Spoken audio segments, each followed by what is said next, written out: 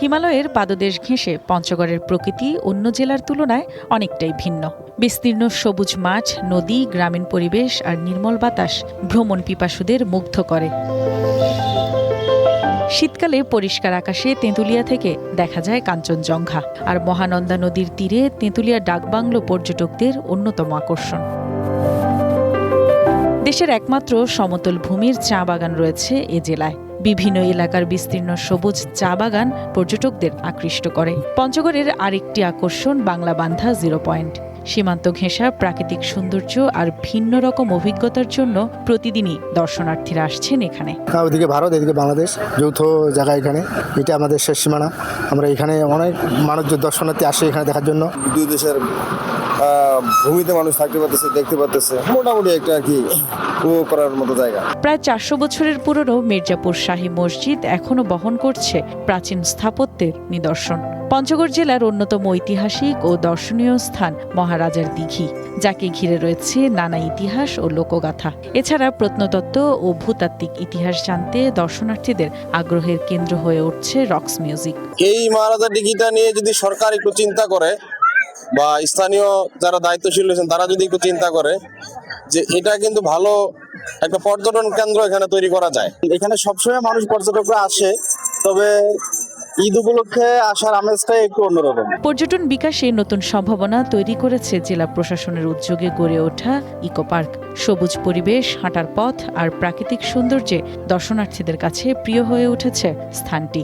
শিশুরা, বয়স্ক থেকে শুরু করে মানুষের যে প্রকৃতির কাছাকাছি যাওয়ার যে বিষয়টা, সেটা কিন্তু উঠে এসেছে এবং নগরের, শহরের মানুষের যে একটি টায়ার্ডনেস, সে কিন্তু এখানে এসে যে পর্যটনের কাছাকাছি এখানে তারা কিন্তু একটি প্রকৃতির সান্নিধ্যে চলে যাওয়ার একটা বিষয় রয়েছে। তবে দেশের সর্বোত্তরের জেলা পঞ্চগড়ে পর্যটনের বিপুল সম্ভাবনার পরেও রয়েছে নানা সমস্যা। পর্যাপ্ত আবাসন সুবিধার অভাব, দুর্বল যোগাযোগ ব্যবস্থা, পর্যটন কেন্দ্রিক পরিকল্পনার ঘাটতি এবং প্রয়োজনীয় প্রচারের অভাবে চট্টগ্রাম ও সিলেটের তুলনায় অনেক পিছিয়ে পঞ্চগড়। প্রশাসন এবং স্থানীয় যারা উদ্যোক্তা আছি, আমরা সবাই মিলে যদি আয়োজন করি, একটা মানুষকে একদিন, 2 দিন, সারাদিন যেন আমরা পর্যটন যে সুবিধা মানুষকে চিত্ত বিনোদন আমরা দিতে পারি, তাহলে আমি মনে করি যে পঞ্চগড়ের পর্যটন থেকে দেশীয় এবং আন্তর্জাতিকভাবে এটি একটি ভালো পর্যটন কেন্দ্র রূপে আবির্ভূত হবে বলে আমি মনে করি।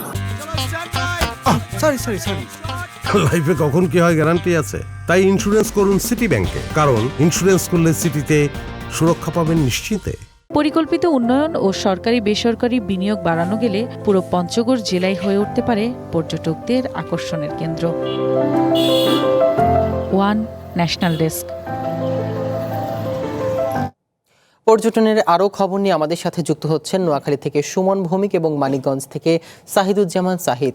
প্রথমে জানবো নোয়াখালীর খবর। সুমন, নোয়াখালীর হাতিয়া উপজেলার নিঝুম দ্বীপ প্রাকৃতিক সৌন্দর্যের এক অসাধারণ রত্ন, তো সেখানে যাতায়াত প্রক্রিয়া কতটা সহজ হয়েছে আর সেখানকার পর্যটন খাত নিয়ে বিশেষজ্ঞরা কি বলছে জানাবেন।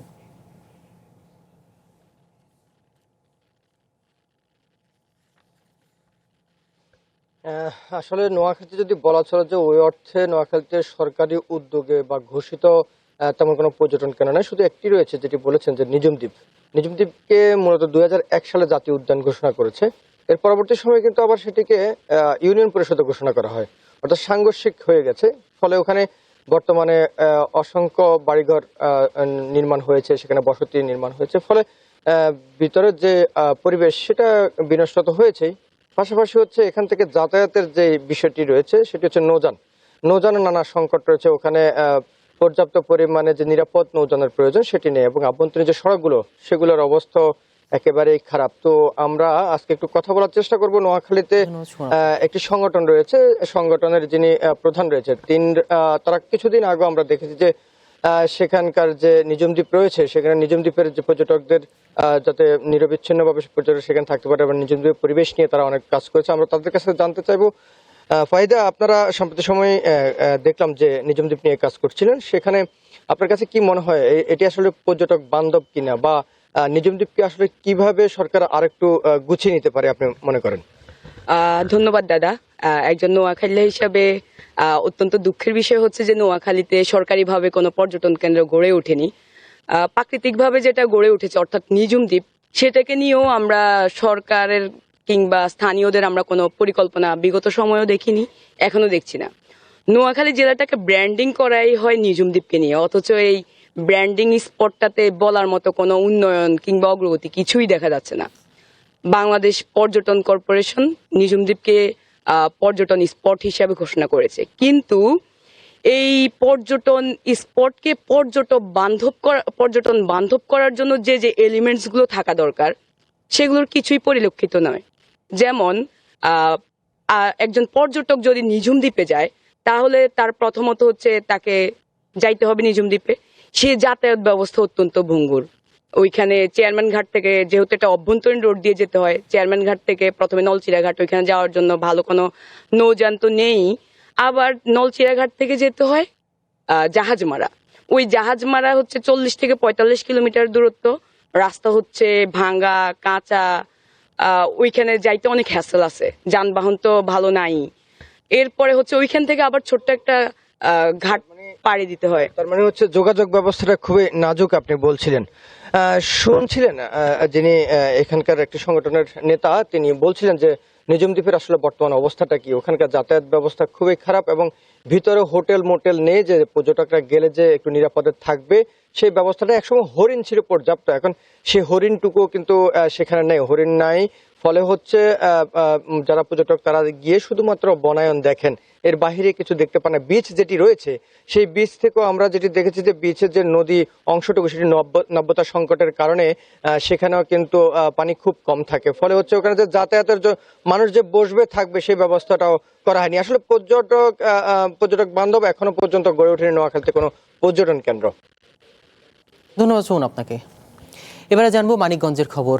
মানিকগঞ্জ প্রত্নতাত্ত্বিক ঐতিহ্যের জন্য বিশেষভাবে পরিচিত। তো সাহিদ, আপনি আমাদের জানাবেন যে সেগুলো রক্ষায় প্রশাসন কতটা ভূমিকা রাখছে আর পর্যটকরা সেগুলো নিয়ে কি বলছে?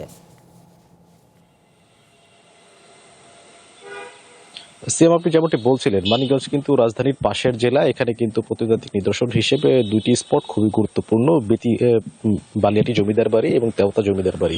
এই দুটো জমিদার বাড়ি কিন্তু প্রত্নতত্ত্ব অধিদপ্তর তারা কিন্তু দায়িত্ব নিয়েছেন, তারা কিন্তু এই দুটি স্থাপনাকে তারা কিন্তু দেখভাল করছেন। পাশাপাশি কিন্তু দীর্ঘ বছরেও কিন্তু নতুন করে কোনো ধরনের কোনো স্থাপনা বা কোনো ধরনের এই টুরিস্ট স্পট কিন্তু মানিকগঞ্জে তৈরি হয়নি। এই একটা সংকট কিন্তু রয়েছেই।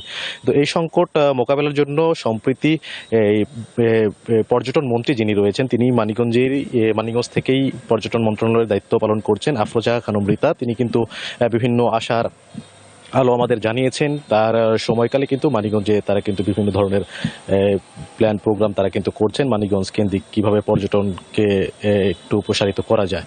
এই সব বিষয়ে আমি একটু জানতে যুক্ত হব আমি পরিবেশ কর্মী বিমল রায়ের সাথে, তার কাছে একটু জানার চেষ্টা করব মানিকগঞ্জে দীর্ঘ বছরেও কেন এই সংকটটা রয়ে গেছে। আসলে মূলত আপনারা জানেন যে মানিকগঞ্জে ইতিমধ্যে কথা হয়েছে যে মানিকগঞ্জের দুটা স্পট, তেওতা এবং বালিয়াটি জমিদার বাড়ি, সেই বাড়িগুলোর বিভিন্ন ব্যবস্থাপনার মধ্যে দিয়ে শুরু হয়েছে, এখনও সেটা আছে, কিন্তু অনেক বিষয় সংযোজন সুযোগ আছে। পাশাপাশি আমরা মনে করি যে মানিকগঞ্জ যেহেতু একটা নদী বিধৌত, ঢাকার পাশে একটা জেলা, সেখানে পদ্মা যমুনার একটা সংযোগস্থল আছে, আরিচা পাটুরিয়া ঘাট। এই নদীকে কেন্দ্র করে এই অঞ্চলে যদি একটা পর্যটনের যে সম্ভাবনা আছে সেটাকে যদি সম্প্রসারণ করা যায়, সেই সম্প্রসারণের মধ্যে দিয়ে কিন্তু মানিকগঞ্জের মানুষের অনেক উপকৃত হবে। ভ্রমণ পিপাসু বিভিন্ন বাংলাদেশে বিভিন্ন মানুষ কিন্তু সেখানে উপকৃত হতে পারে। আমরা মনে করি যে এই নদীকে কেন্দ্র করে এবং মানিকগঞ্জের আরও অভ্যন্তরীণ নদী আছে, ধলেশ্বরী এবং ইসামতি বা কালীগঙ্গা নদীগুলো, এই নদীগুলোকে যদি আমরা সারা বছরই পানির ব্যবস্থা করা যায় তাহলে এই নদীগুলোর মধ্যে কিন্তু একটা সম্ভাবনা আছে পর্যটনের। সেই পর্যটনগুলোকে যদি আমরা বলি যে আমাদের মাননীয় মন্ত্রী মহোদয়, যেহেতু আমরা মানিকগঞ্জের মানুষ হিসেবে আমরা গর্ববোধ করি, সেই ক্ষেত্রে ওনাদের কাছ থেকে আমাদের সেই প্রত্যাশা যে উনি এই ধরনের বিষয়গুলো উদ্যোগ নেবে, ওনার মধ্যে দিয়ে আসলে সেটা সম্ভাবনা আছে। আমরা মনে করি যে এই নদীগুলোর মধ্যে দিয়ে আসলে পর্যটন এবং এই স্থাপনাগুলোর মধ্যে দিয়ে সরকার আরও একটু বেশি নজর দিবে, সেই নজরগুলোর মধ্যে দিয়ে আসলে আমাদের পর্যটন শিল্পটা টিকে থাকবে।